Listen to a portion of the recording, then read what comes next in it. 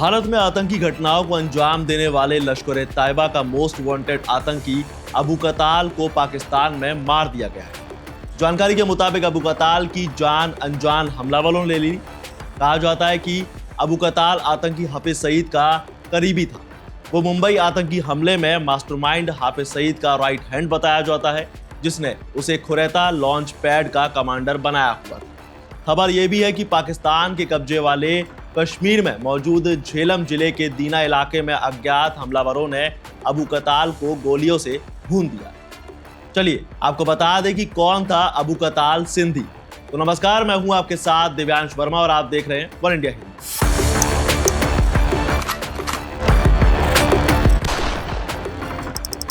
कताल जम्मू कश्मीर में कई आतंकी हमलों को अंजाम दे चुका था। राजौरी में 1 जनवरी 2023 को हुए हमले का भी वही मास्टरमाइंड था।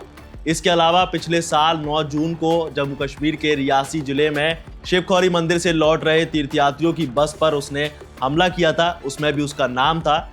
उसके जुर्म की फेहरिस्त काफी लंबी, जिसे शायद जानने के बाद आप भी हैरान रह जाएंगे। देखिए, अबू कताल का असली नाम जियाउर रहमान था, लेकिन लोग उसे नदीम और कताल सिंधी के नाम से जानते थे। वो पाकिस्तान के सिंध प्रांत में मौजूद संघार जिले का एक गांव में रहने वाला था और 42 साल की उम्र तक आते आते उसने आतंक की कई इबारतें लिख दी।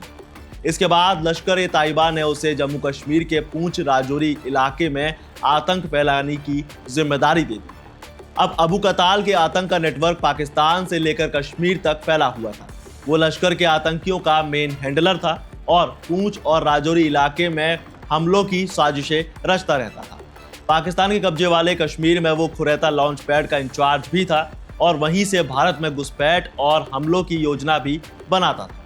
वो लश्कर-ए-तैयबा के प्रमुख आतंकियों और पाकिस्तान के सिंध प्रांत में बैठे ऑपरेटर्स के बीच कड़ी की तरह काम करता था। आपको बता दें कि अबू कताल हाफिज सईद का इतना भरोसेमंद बन गया था कि कई मौकों पर उसे लश्कर के अलग अलग ठिकानों की कंट्रोल करने का काम सौंप दिया जाता था।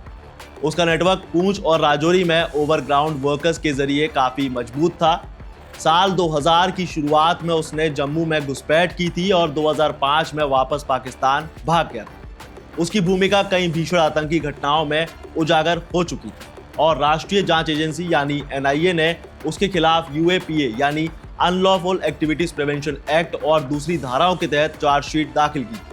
अब अबू कताल न सिर्फ जम्मू कश्मीर में हिंदू अल्पसंख्यकों के नरसंहार का मास्टरमाइंड था, बल्कि उसने भारतीय सेना पर भी कई हमले करवाए थे। 20 अप्रैल 2023 को भट्टा दुरियन हमले में उसके आतंकियों ने 5 भारतीय जवानों की हत्या कर दी थी और उनके शवों को अलग अलग कर दिया था।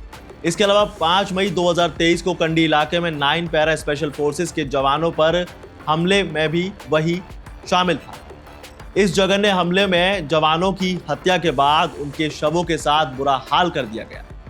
अब अबू कताल की मौत से लश्कर-ए-तैयबा को तगड़ा झटका लगा है और पाकिस्तान में बैठे आतंकी संगठनों में खलबली मच गई है। इससे पहले भी अबू कताल के 2 सबसे खास आतंकी रियाज अहमद उर्फ अबू कासिम और हंजला अदनान को पाकिस्तान में अलग अलग घटनाओं में सितंबर 2023 और दिसंबर 2023 में मार दिया गया। अब अबू कताल की मौत से पाकिस्तान में बैठे भारतीय विरोधी आतंकी संगठनों को बड़ा नुकसान हो गया है और इसीलिए सवाल उठ रहा है कि आखिर पाकिस्तान में बैठे इन आतंकियों को निशाना कौन बना रहा है। क्या यह आपसी गुटबाजी का नतीजा है या किसी बड़ी रणनीति के तहत इन आतंकियों को सफाया करने की एक साजिश।